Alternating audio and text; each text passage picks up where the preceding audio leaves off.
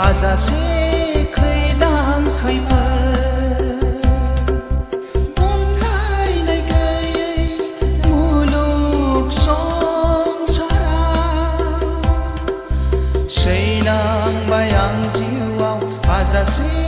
दुखुनि जलंगा गोजोननि बुब्लिखौ आं नागिरै नागिरै मोनफैबाय आं दिनै दुखुनि फोथाराव गोसो थोनाय मोजां मोननायखौ